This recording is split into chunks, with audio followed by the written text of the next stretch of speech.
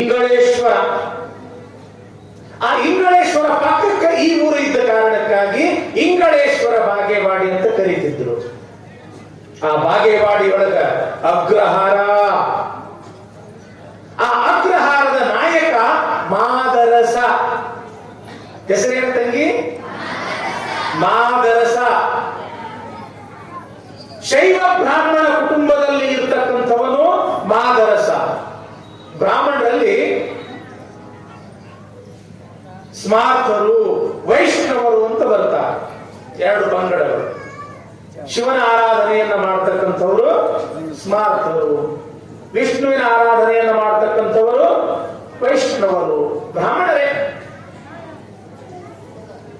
ಅಂತ ಒಂದು ಶೈವ ಬ್ರಾಹ್ಮಣ ಕುಟುಂಬದಲ್ಲಿ ಇರ್ತಕ್ಕಂಥವನು ಮಾದರಸ. ಆತನ ಧರ್ಮಪತ್ನಿ ಯಾರು? ಮಾದಲಾಂಬಿಕೆ. ಲಕ್ಷ್ಮಣ ಕೇಳಾಕತ್ತೀರಾ ತಂಗಿ? ಗಂಡನ ಹೆಸರೇನು? ಮಾದರಸ. ಹೆಂಡತಿ ಹೆಸರೇನು? ಮಾದಲಾಂಬಿಕೆ. ಇವರಿಬ್ಬರಿಗೂ ಕೂಡ ಒಬ್ಬ ಮಗಳಿದ್ದಳು. ಆಕೆ ಹೆಸರೇನು ಅಂತಂದ್ರೆ ನಾಗಮ್ಮ ಅಥವಾ ನಾಗಲಾಂಬಿಕೆ ಅಂತ. ನೀವು ನಾಗಮ್ಮ ಅಂತ ತಿಳ್ಕೊಳ್ಳಿ ಸಾಕು. ಬಹಳ ಒಳ್ಳೆಯವರು, ಬಹಳ ಧರ್ಮವಂತರು, ಬಹಳ ಆಚಾರವಂತರು, ಬಡವರು, ದೀನ ದಲಿತರು, ಗಂಡರು ಬಹಳ ಅಂತಂದ್ರೆ ಬಹಳ ಅಂತಃಕರಣ ಇದ್ದಿರ್ತಕ್ಕಂಥ ಪುಣ್ಯವಂತ ದಂಪತಿಗಳಿವರು. ಹೆಂಗ ಇದ್ರು ಅಂತಂದ್ರೆ ಒಂದೇ ನಾಣ್ಯದ ಎರಡು ಮುಖ ಇದ್ದಂಗೆ ಇದ್ರು.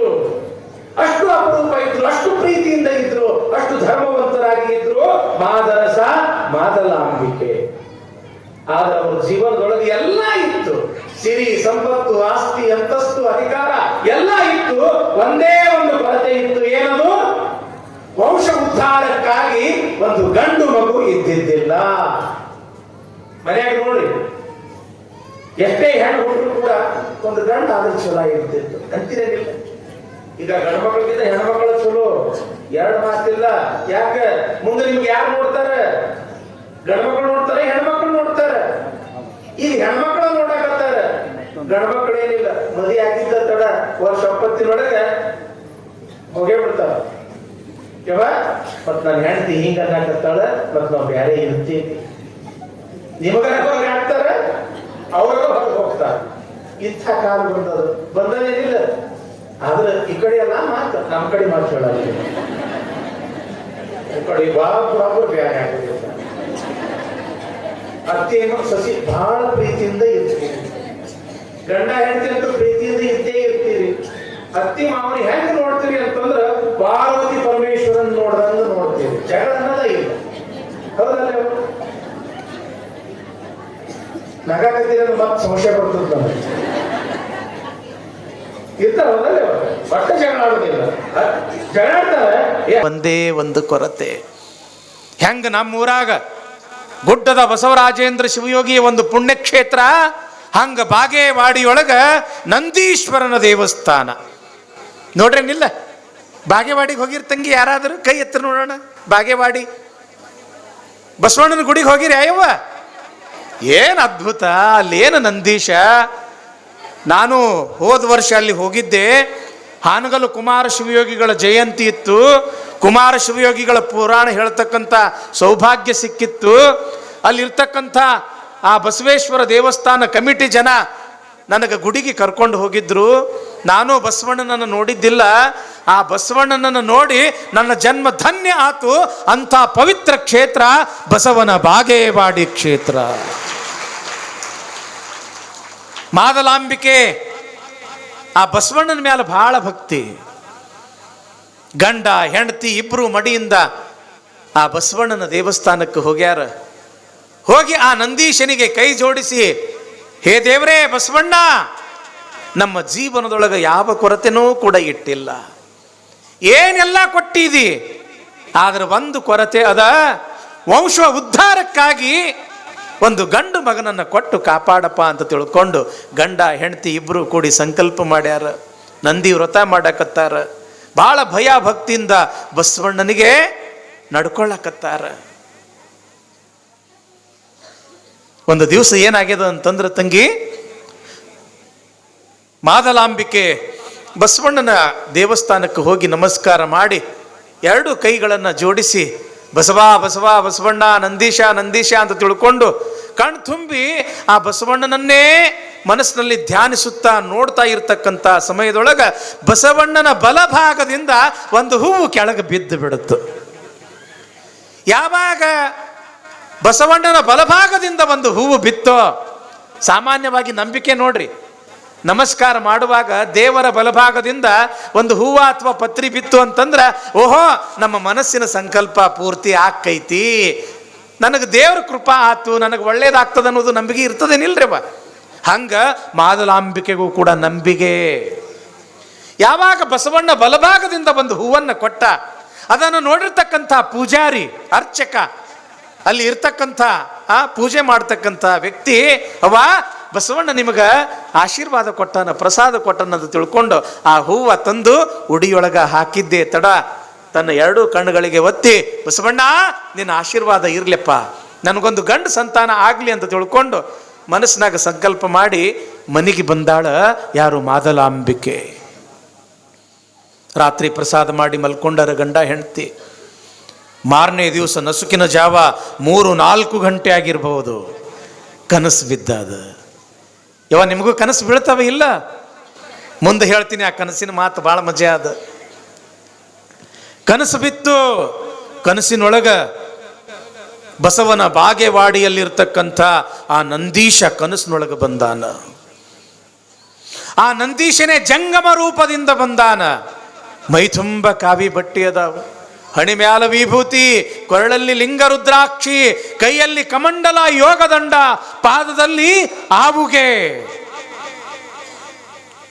ಯಾವಾಗ ನಂದೀಶ ಜಂಗಮ ರೂಪದಿಂದ ಬಂದು ಆ ಮಾದಲಾಂಬಿಕೆಗೆ ಹೇಳಕತ್ತನ, ಅವ್ವ ಶಿವನ ಆಜ್ಞೆಯ ಪ್ರಕಾರ, ಶಿವನ ಅಪ್ಪಣೆಯಂತೆ ನಂದೀಶನೇ ನಿನ್ನ ಗರ್ಭದಲ್ಲಿ ಗಂಡು ಮಗುವಾಗಿ ಹುಟ್ಟುತ್ತನ ತಾಯಿ. ಸಾಕ್ಷಾತ್ ನಂದೀಶನೇ ನಿನಗ ಗಂಡು ಮಗುವಾಗಿ ಹುಟ್ಟುತ್ತಾನ.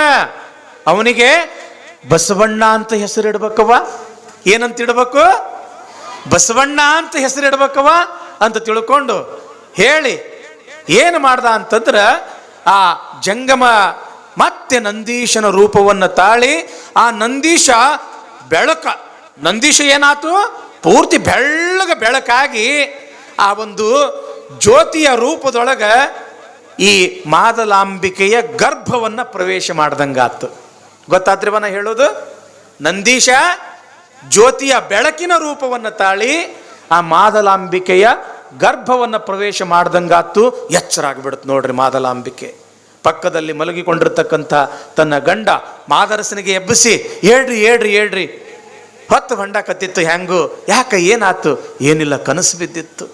ಕನಸಿನೊಳಗ ನಂದೀಶನೇ ಜಂಗಮ ರೂಪದಿಂದ ಬಂದು ಪರಮಾತ್ಮನ ಆಜ್ಞೆಯ ಪ್ರಕಾರ ನಂದೀಶನೇ ನಿನ್ನ ಹೊಟ್ಟೆಯೊಳಗ ಗಂಡು ಮಗುವಾಗಿ ಹುಟ್ಟತನ, ಬಸವಣ್ಣ ಅಂತ ನಾಮಕರಣ ಮಾಡಬೇಕು ಅಂತ ಹೇಳ್ಯಾನ. ಭಾಳ ಚಲೋ ಆತು, ಭಾಳ ಚಲೋ ಆತು ಅಂತ ತಿಳ್ಕೊಂಡು ಗಂಡ ಹೆಂಡತಿ ಮತ್ತಷ್ಟು ಭಾಳ ಭಕ್ತಿಯಿಂದ ಆ ಬಾಗೇವಾಡಿಯ ಬಸವಣ್ಣನಲ್ಲಿ ಶ್ರದ್ಧೆಯನ್ನು ಇಟ್ಟರು. ಕನಸು ಸುಳ್ಳಾಗಲಿಲ್ಲ. ಮುಂದೆ ಮಾದಲಾಂಬಿಕೆ ಗರ್ಭವನ್ನು ಧರಿಸಿದಳು. 3 ತಿಂಗಳಾತು, 6 ತಿಂಗಳಾತು, 7 ತಿಂಗಳಾತು. 7 ತಿಂಗಳಾದ ಕೂಡಲೇ ಏನು ಶುರು ಆದು? ಬಯಕೆಗಳು ಶುರು ಆದು. ಎಂಥ ಬಯಕೆಗಳು? ಎಂಥ ಬಯಕೆಗಳು ಇರ್ತಾವ ಹೇಳ್ರಿ? ಅದು ತಿನ್ನಬೇಕು, ಇದು ತಿನ್ನಬೇಕು. ಹಿಂದಕ್ಕ ನಮ್ಮ ಹೆಣ್ಮಕ್ಳು ಏನು ತಿಂತಿದ್ರು? ಹಸನು ಮಾಡುವಾಗ ಮಣ್ಣಿನ ಹೆಂಟಿ ಬಂದ್ರು ಗುಳುಮ್ಮ, ಹೌದಲ್ಲ?